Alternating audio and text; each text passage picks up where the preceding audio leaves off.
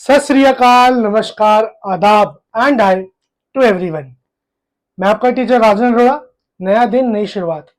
सबसे पहले आप सबको दीपावली की हार्दिक शुभकामनाएं, belated happy wishes for Diwali. उम्मीद करता हूँ सबने बहुत अच्छे से एंजॉय करी होगी फ्रेंड्स एंड फैमिली के साथ। अब फेस्टिवल सीजन खत्म हो गया है, एक दो दिन में या तो हो जाएगा। तो इसके बाद सिर्फ और सिर्फ मेन फोकस हमारा क्या है? पढ़ाई, यानी कि बोर्ड्स। ठीक है। लास्ट वीडियो में हमने मैक्रो इकोनॉमिक्स का अपना सारा सिलेबस कंप्लीट कर लिया। जिस बच्चे को भी देखनी है उसकी प्लेलिस्ट डाल दूंगा, एक सारे 12th के मैक्रो इकोनॉमिक्स के चैप्टर ऑर्डर वाइज करे हमने, मतलब जो इजी वाइज, समझ रहे हो? आपको समझ आ जाएगा आसानी से जब देखोगे प्लेलिस्ट को। तो मैक्रो इकोनॉमिक्स के बाद अब हम शुरुआत करेंगे इंडियन इकोनॉमी की, यानी कि आईईडी, इंडियन इकोनॉमिक डेवलपमेंट। ठीक है। इसमें एक बहुत बड़ा सवाल रहता है कि एनसीईआरटी से पढ़ें या संदीप गर्ग या कोई भी रिफ्रेशर में बेस्ट संदीप गर्ग है मेरे हिसाब से, क्योंकि इसमें आपको कट क्लियर इंफॉर्मेशन मिल जाती है और सिंपल भाषा में आंसर्स हैं और पढ़ने में भी आसान है, नंबर भी पूरे मिलते हैं। एक बात याद रखना, हमेशा इंफॉर्मेशन लर्न करो संदीप गर्ग से, और जो छोटा मोटा डेटा है वो याद करो एनसीईआरटी से, क्योंकि बोर्ड में जब डेटा के नंबर करते हैं, आधा नंबर काट लेते हैं, तो उसमें रिस्क मत लो, थोड़ी सी मेहनत करनी पड़ेगी। जो थोड़ी बहुत फिगर्स वाला डेटा है वो करना एनसीईआरटी से, जो भी डिस्क्रिप्शन है, क्योंकि इसमें संदीप गर्ग में ना आपको हर कंटेंट के अंदर अलग अलग से लिखा हुआ दिख जाएगा। एनसीईआरटी में ढूंढने जाओगे बहुत मुश्किल होगा।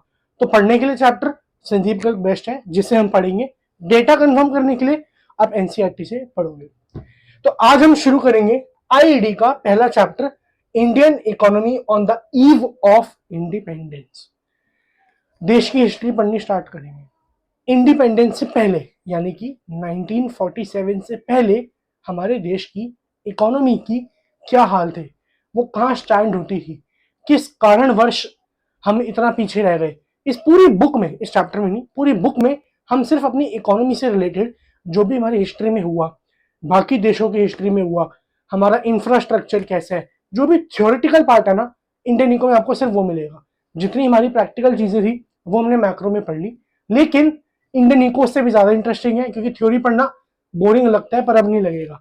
तो शुरू करते हैं बिना किसी देरी के, Indian economy on the eve of independence. Introduction यही था कि इस बुक आपको फैमिलियराइज करेगी इस चैप्टर से, आने वाले चैप्टर से, और ये समझने से कि हमारे देश की इकोनॉमी इतिहास में कैसी थी और आज कहाँ। आज की डेवलपमेंट समझने के लिए पुराना कल, बीता हुआ अतीत पता होना चाहिए, तभी आज की महत्वता पता लगेगी। ठीक है, इंट्रोडक्शन हमारा हो गया। इसके बाद हम एक चीज याद रखना, इंट्रोडक्शन में और भी दो तीन पॉइंट है। इंडिया में ब्रिटिशर्स आए, सबको पता है। हम इस पूरी बुक में स्टार्टिंग यहीं से करेंगे कि ब्रिटिशर्स हमारे यहाँ आए, उन्होंने हम पे रूल किया, फिर हमारी इकोनॉमी कैसी हुई और कैसे कैसे स्टेजेस में डेवलप होती गई इंडिपेंडेंस के बाद। अभी हम पढ़ रहे हैं बिफोर इंडिपेंडेंस। तो एक बात याद रखना, ये एक नंबर में पूछा जाता है, एमसीक्यू में, न्यूमेरिकल तो नहीं, एमसीक्यू में पूछा जाता है। ऑप्शन दे देते हैं कि ब्रिटिशर्स इंडिया में आए थे, याद रखना आए थे बैटल ऑफ प्लासी जीत के, उन्होंने हमसे लड़ी थी battle of Plassey. They led their empire in India after winning battle of Plassey.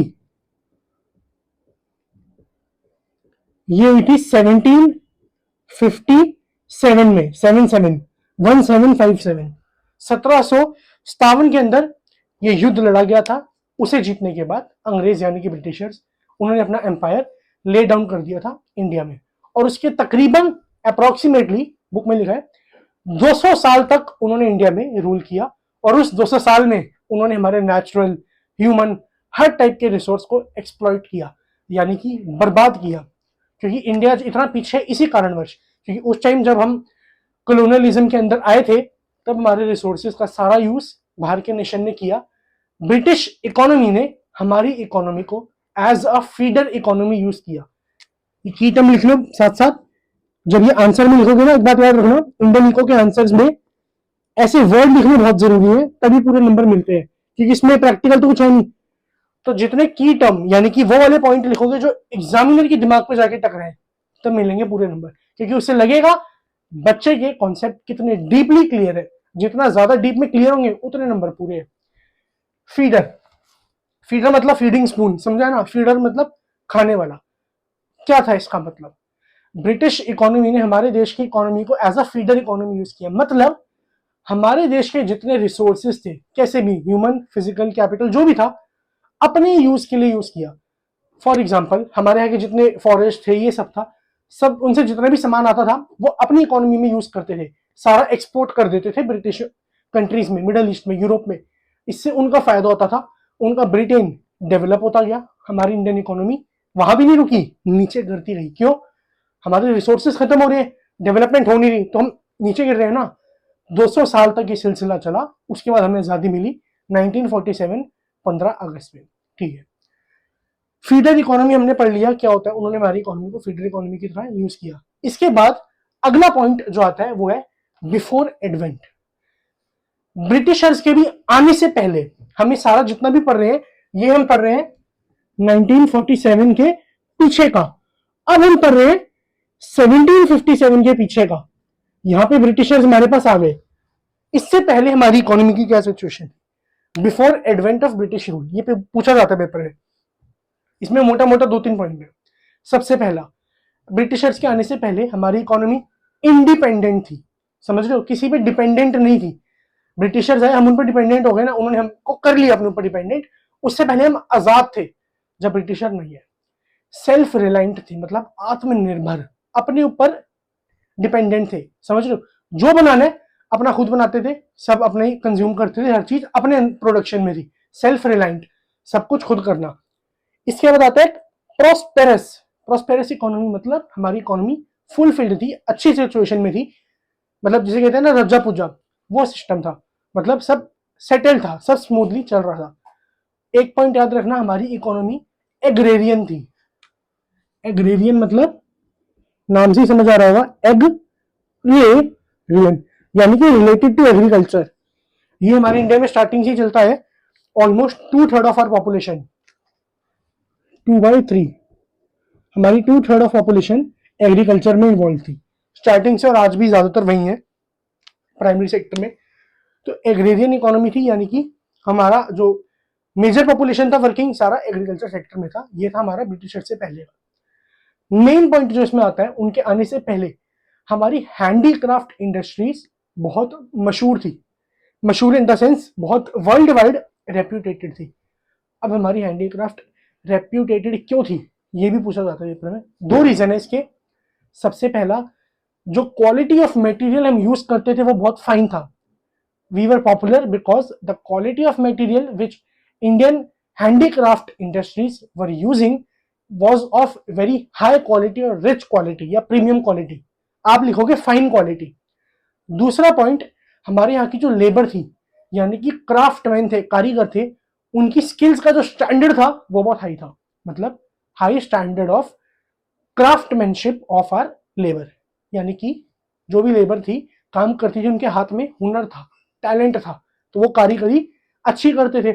इसलिए हमारा हैंडीक्राफ्ट, चाहे जूट हो गया, जूट का काम, कॉटन का काम, सिल्क का काम, या जो पत्थरों पे मेटल्स, प्रीशियस, स्टोन वर्क, ये सब काम में हम बहुत बहुत दूर तक आउट ऑफ द इंडिया मशहूर थे। ये हमारे 2-3 रीजन थे। अब हम पढ़ेंगे कि सब कैसे कैसे ढलता गया, कैसे कैसे हमारा डाउनफॉल आया, ये आगे पढ़ेंगे। उससे पहले इतना हमने पढ़ लिया कि ये था हमारा agrarian economy, sorry before advent. इसके बाद एक बात और याद रखना, हाँ, हैंडीक्राफ्ट में मैंने आपको बताया कि हमारा कॉटन, सिल्क ये बड़ा मशहूर था, हमारी बुक में दिया हुआ है और पक्का पूछते हैं पेपर में, चाहे एमसीक्यू में पूछे चाहे शॉर्ट नोट में पूछ ले। What was muslin? उस टाइम में हमारे यहाँ पे कॉटन फैब्रिक होता था अलग से टाइप का, उसका नाम था muslin, MUSLIN, muslin, cotton fabric of plain weave, simple धागे का अच्छा कॉटन फैब्रिक। अब इसमें क्या खासियत थी? सबसे पहली बात, ये पाया जाता है ढाका में, बांग्लादेश में अभी, यानी कि उस टाइम का बंगाल, मतलब उस टाइम में बंगाल कहा जाता था, प्रेजेंटली ढाका जो कि बांग्लादेश में, ये मटेरियल वहां पाया जाता था। ठीक है सर, ये जो मटेरियल था ये बहुत मिडल ईस्ट, यूरोप, हर जगह प्रचलित था। और इसका एक और नाम था, उसका नाम था मलमल। मलमल मतलब वो कपड़ा जो ब्रिटिशर लोगों ने, यानी कि जो फॉरेन ट्रैवलर होते थे, उन लोगों ने इसको नाम दिया था मलमल। मलमल मुस्लिम का ही एक और प्रीमियम कैटेगरी है, समझ गए, प्लेन वीव मुस्लिम का ही प्रीमियम कैटेगरी मलमल, जो कि लोगों के हिसाब से सिर्फ पहना जाता था रॉयल लोगों के द्वारा या रिच लोगों के द्वारा। ठीक है, ये हमारा मुस्लिम का कंसेप्ट खत्म हो गया, ये याद रखना था। इसके बाद आता है low national income and per capita income. ठीक है, नेशनल इनकम सब वाकिफ है, इतना सब पढ़ के आए हैं, नहीं पढ़ा तो पीछे जाए उसके बाद पढ़े। नेशनल इनकम सबको पता है क्या चीज होती है, जीडीपी, ये सब रियल एग्रीगेट आउटपुट। और पर कैपिटा इनकम क्या होती है, नेशनल इनकम को जब टोटल पॉपुलेशन से डिवाइड कर दो तो पर इंडिविजुअल जो इनकम आती है उससे कहते हैं पर कैपिटा इनकम। ठीक है सर। उस टाइम जब ब्रिटिशर हमारे पास रूल कर रहे थे, हम एडवेंट से आगे आ चुके हैं, जब रूल कर रहे थे तो अब सीधी सी बात है, वो उनके रूल कर रहे हैं, हमारे रिसोर्सेज एक्सप्लॉइट कर रहे हैं, तो वो हमारे देश की नेशनल इनकम निकालेंगे? कभी नहीं। पर कैपिटा इनकम निकालेंगे? कभी नहीं। क्यों? क्योंकि जो उसका रिजल्ट आएगा उन्हें पता है वो बहुत बेकार आएगा, बहुत डिवास्टेटिंग आएगा, जिससे हम लोगों को सच्चाई पता लगेगी।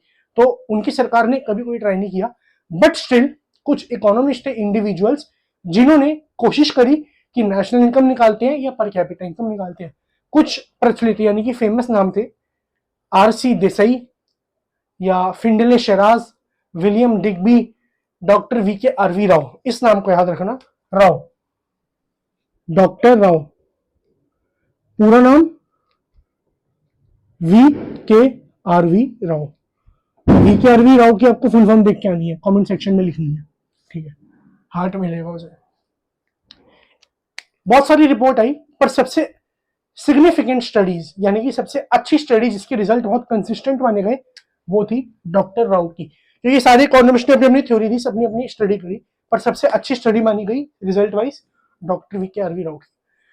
काफी सारी स्टडीज ने उस टाइम ये रिवील किया कि हमारे देश की जो एग्रीगेट रियल आउटपुट ग्रोथ थी वो लेस देन थी 2% in the first half of 20th century, यानी कि जो हमारी जीडीपी की ग्रोथ थी वो 2% से भी कम थी बिफोर, या कह लो in the first half of 20th century. 20th century कौन सी, मतलब 1900 वाली। इसका जो फर्स्ट हाफ था, 50 तक मान लेते हैं, 2% से भी कम थी। और पर कैपिटा इनकम जो हर साल ग्रो हो रही थी वो मात्र, ये डेटा याद रखना है, ये एनसीईआरटी में भी सही है, टेंशन मत लो। Per capita income per year जो ग्रो हो रही थी, मात्र हो रही थी 0.5% से, ये भी बहुत कम है।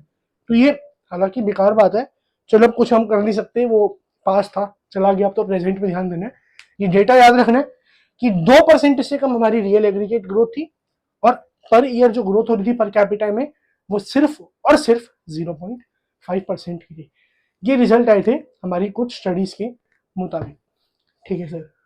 इसके साथ टुडू टुडू टुडू अब आता है मेन एग्रीकल्चर सेक्टर। हमने पढ़ा हमारी इकोनॉमी एग्रेरियन थी, ठीक। एग्रीकल्चर सेक्टर में हमारी 2/3 ऑफ पॉपुलेशन, ऑलमोस्ट 80 to 85% या 75% पॉपुलेशन एंगेज थी, ठीक। इन सब कारणों के बावजूद हमारी एग्रीकल्चर सेक्टर स्टेगनेंट रहा, यानी कि इंक्रीमेंट नहीं हुआ, डेवलप नहीं हुआ, एक जगह पे स्टेबल रहा। जब आपकी इकोनॉमी में एग्रीकल्चर में इतने लोग एम्प्लॉयड हैं तो उसकी डेवलपमेंट होनी चाहिए, पर नहीं, वो वहीं का वहीं रहा। इसके 3-4 बहुत जरूरी कारण है जिसके पीछे हाथ था सिर्फ और सिर्फ ब्रिटिश इकोनॉमी का। ये याद रखने बहुत जरूरी है, पेपर में इस चैप्टर में छोटा चैप्टर है तो इसमें हर चीज जरूरी है, और जो स्पेशली जरूरी है वो तो मैं आपको वर्बली बता ही रहा हूँ कि इनको याद रखना बहुत जरूरी है, ठीक है। एग्रीकल्चर सेक्टर में सबसे पहला रीजन जिसके कारण वो स्टेगनेंट, एक काम करो पहले फटाफट इसका स्क्रीनशॉट ले लो या नोट्स की फॉर्म में की टर्म में लिख लो, इसके बाद पढ़ते हैं बोर्ड रब करके। ठीक है, सबने अब तक इसको नोट कर लिया होगा। अब चलते हैं एग्रीकल्चर सेक्टर की तरफ।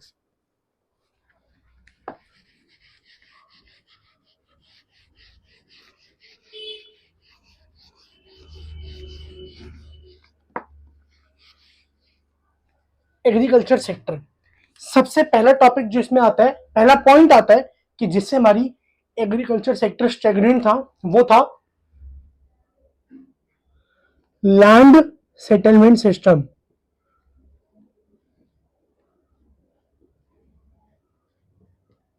या जमींदारी सिस्टम भी बोलते हैं। या परमानेंट लैंड सिस्टम भी बोलते हैं।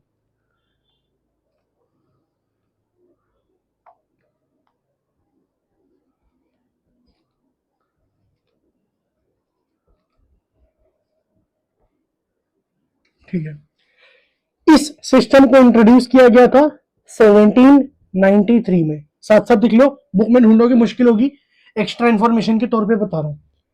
और इसको इंट्रोड्यूस किया गया था बाय लॉर्ड कॉर्न, कौन भुट्टे वाला, कॉर्न विलिस। इन महाशय ने 1793 में इस सिस्टम को इंट्रोड्यूस किया था। ठीक है, सिस्टम है क्या, सिस्टम को समझते हैं। लैंड सेटलमेंट सिस्टम या जमींदारी सिस्टम, इसके कारण हमारी इकोनॉमी में, एग्रीकल्चर इकोनॉमी में बहुत स्टैग्नेशन रही। इसमें था क्या, ये सिस्टम लाया गया था टू इंक्रीज, इसका जो सोल मोटो था, main motive, to increase revenue of colonial government, यानी कि ब्रिटिशर्स का जो सरकार है उसका रेवेन्यू, इनकम बढ़ सके।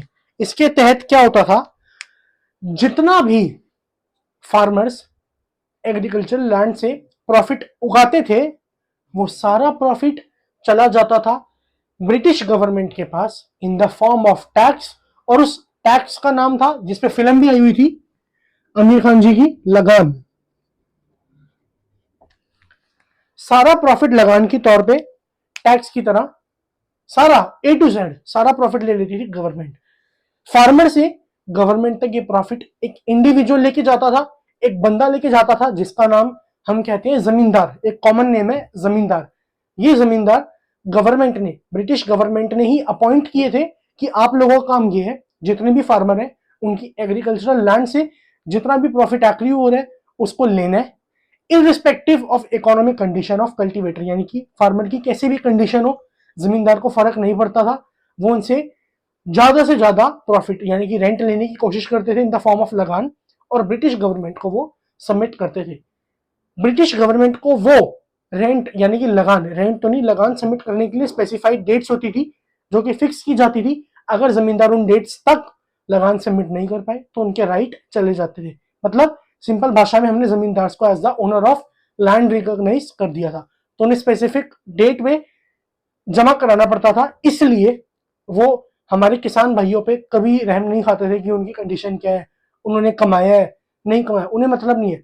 वो सरकार को प्रेरित तो नहीं, प्लीज मतलब चमचागिरी करने में लगे रहते थे ब्रिटिश गवर्नमेंट की, और सारा रेंट ले लेके वहां पे दिया करते थे। ठीक है, जमींदारी सिस्टम में मेन जो काम था वो सिर्फ था लगान का। तो इस कारण जो भी फार्मर थे उन पे पैसे बचते नहीं थे, पैसे बचेंगे नहीं, ना वो खुद खा पाएंगे ना इन्वेस्ट कर पाएंगे एग्रीकल्चर में। ये मेन रीजन था। इसके बाद जो दूसरा रीजन आता है वो है कमर्शियलाइजेशन, कमर्शियलाइजेशन ऑफ एग्रीकल्चर। नाम से समझ आ रहा है कमर्शियलाइजेशन, कुछ कमर्शियल हो गया रिलेटेड टू पैसा। कमर्शियलाइजेशन ऑफ एग्रीकल्चर में क्या होता है, it is the process, it refers to producing of crop for sale in the market rather than for self consumption, यानी कि क्रॉप को उगाना मार्केट में बेचने के लिए, ना कि अपनी कंजम्पशन के लिए। आपने एक किसान ने राइस उगाया, खुद नहीं खा रहा, सिर्फ बेच रहे, इसे बोलते हैं कमर्शियलाइजेशन। इसको बढ़ाने के लिए ब्रिटिशर ने बड़ी दिमाग से एक चाल चली। क्या, उन्होंने ना हमारे इंडियन फार्मर्स को बोला कि आप कैश क्रॉप उगाओ instead of food crop.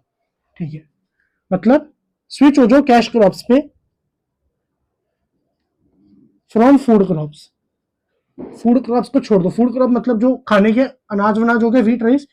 Cash crop हो गया कॉटन, जूट, ये सब। उन्होंने कहा अगर आप ये सब उगाओगे ना कैश क्रॉप, तो हम आपको ज्यादा पैसे देंगे। तो इस कारणवश क्या हुआ, उस टाइम गरीबी थी, पैसों के लिए किसानों ने कैश क्रॉप ज्यादा उगाना शुरू किया, और कैश क्रॉप ज्यादा उगाया, फूड क्रॉप कम उगाया, फूड क्रॉप कम उगाया, फेमाइन आ गई, मतलब भूखमरी। जब आप अनाज ही नहीं उगा रहे तो भूखमरी आएगी ना, लोगों के पेट नहीं भरेंगे। हर फार्मर कैश क्रॉप बना रहा था क्योंकि ब्रिटिश गवर्नमेंट ज्यादा पे कर रही थी, और उससे क्या फायदा हो रहा था, वो यहाँ पे ज्यादा पे कर रहे थे, उनके लिए वो भी सस्ता था। क्यों, वो ब्रिटिश कॉलोनीज में, यानी कि अपने वहां ब्रिटेन में उस रॉ मटेरियल को एक्सपोर्ट करते थे और वहां से फिनिश गुड लाते थे इंपोर्ट करा के। आगे पढ़ेंगे डिटेल में। इससे उनका फायदा हुआ, तो उन्होंने हमारे यहाँ के फार्मर्स को सेल्फ सफिशिएंसी ऑफ मतलब फूड ग्रेन खत्म कर दी, भुखमरी ले आए। कैसे? फूड क्रॉप बना कर दी, कैश क्रॉप में ज्यादा पैसा दिया, फार्मर बनाने लग गया। ये दूसरा और मेजर कारण था कमर्शियलाइजेशन ऑफ एग्रीकल्चर, जिसके कारण इकोनॉमी स्टैग्नेंट थी। ठीक है। तीसरा पॉइंट जो हमारे पास आता है, इन दो को फटाफट स्क्रीनशॉट लो, मिटाओ। ठीक है, ले लिया होगा। तीसरा पॉइंट जो आता है वो है low level of productivity.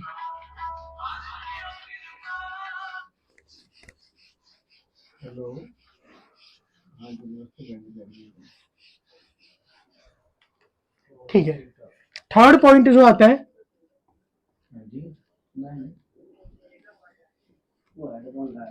Low level of productivity. नाम से समझ आ रहा है, प्रोडक्टिविटी कम थी। इसके पीछे के कारण क्या थे भाई? प्रोडक्टिविटी कम होने के कारण ये थे, हमारे यहाँ के जो फार्मर थे उनके पास ओल्ड टेक्नोलॉजी थी, फर्टिलाइजर्स का यूज नहीं था, इरिगेशन फैसिलिटी नहीं थी, और सबसे बड़ी बात, इन सबको लाने के लिए पैसा ही नहीं था, इंसेंटिव नहीं थे। क्यों नहीं थे? क्योंकि सारा पैसा लगान में जा रहा था। तो इस कारणवश no use of fertilizer, lack of irrigation facilities, outdated technology, इन सभी कारणवश इन्वेस्टमेंट अच्छी थी नहीं, तो जिस कारण प्रोडक्टिविटी का लेवल बहुत कम रह गया। ये था हमारा तीसरा और अहम पॉइंट। अब आते हैं अपने चौथे पॉइंट में, स्कार्सिटी ऑफ इन्वेस्टमेंट। नाम से ये भी समझ आ रहा है, ये बुक ही ऐसी है, सब कुछ नाम से समझ आएगा, लेकिन एक समझाने के लिए मार्गदर्शक होना चाहिए, जो है हम। Scarcity of investment. स्कार्सिटी मतलब कमी, इन्वेस्टमेंट मतलब पैसा। पहले भी पढ़ा, वही पॉइंट है। स्कार्सिटी ऑफ इन्वेस्टमेंट कहाँ थी? सरकार ने, ब्रिटिश गवर्नमेंट ने बिल्कुल भी हम लोगों पे ध्यान नहीं दिया। उन लोगों ने कोई भी पैसा हमारी डेवलपमेंट पे नहीं लगाया। जैसे कि हमारे यहाँ फ्लड आते थे, उनको कंट्रोल करने के लिए ड्रेनेज फैसिलिटीज, जो सीवेज फैसिलिटी होती है पानी को धरती में ले जाने के लिए, वो हो गई। टेरिस फार्मिंग, इन सब चीजों के लिए किसानों को पैसा चाहिए था, पर उन्होंने नहीं दिया, जिससे इन्वेस्टमेंट कम थी और प्रोडक्शन एग्रीकल्चर सेक्टर की कम रही। और आपको जैसे कि मैंने बताया, सारे जो फूड क्रॉप वाले थे वो कैश क्रॉप पे स्विच हो गए। एक ये भी बहुत बड़ा पॉइंट था, जिससे हमारे एग्रीकल्चर सेक्टर में थोड़ी कम मतलब प्रोडक्शन लेवल कम हुआ। तो इसी के साथ हमारे ये चारों टॉपिक आज के पार्ट 1 के खत्म होते हैं। वीडियो छोटी है तभी इंटरेस्टिंग रहेगी, एक दिन का गैप आपको भी चाहिए रिलैक्स होने के लिए। पार्ट 2 में आगे के टॉपिक पढ़ेंगे, लेकिन जाने से पहले बोनस वाली टिप बता रहा हूं या बोनस पॉइंट बता रहा हूं। हर साल आता है क्वेश्चन, हर साल नहीं तो मेजरली पूछ लेते हैं, प्री बोर्ड में या बोर्ड में आते ही है, कि क्या इंडिया का जो पार्टीशन हुआ था उससे हमारी इकोनॉमी पे कोई फर्क पड़ा? जी हाँ, बिल्कुल पड़ा। बिफोर पार्टीशन हाईली या अनडिवाइडेड एरिया, मतलब highly undivided area was which is now transferred to Pakistan was very fertile. Simple भाषा में बताता हूं क्या, थोड़ा इंग्लिश टफ हो गई है। जो भी हमारे देश का एक बिग साइजेबल पोर्शन था, मतलब पार्टीशन से पहले जब हम सब साथ थे, एक बहुत बड़ा पोर्शन लैंड का जो बहुत फर्टाइल था, वो पार्टीशन के बाद चला गया सारा पाकिस्तान के पास, जिससे कि हमारी इकोनॉमी को एक बहुत बड़ा सेटबैक आया, यानी कि पीछे धक्का आया। और एक और चीज, हमारा जितना भी जूट वाला एरिया था, जहां पे जूट बहुत अच्छा बनता था, वो सारा चला गया बंगाल की साइड, यानी कि ईस्ट बंगाल, यानी कि जो बांग्लादेश है। इन दो कारणों की वजह से पार्टीशन में हमारे को बहुत बड़ा धक्का लगा, जिसके कारण हमारी इकोनॉमी पीछे हुई। ये याद रखना, पूछा जाता है। तो इसी के साथ पार्ट 1 खत्म होता है। Once again happy Diwali to your family, friends, relative, everyone. Enjoy the festive season at the most. Hope you will take care of yourself. Good bye, take care, bye bye. जल्दी मिलते हैं पार्ट 2 में, 1-2 दिन के अंदर मिल जाएगा। फटाफट इसको पढ़ लो, नोट्स बना लो, जल्दी मिलते हैं। अलविदा।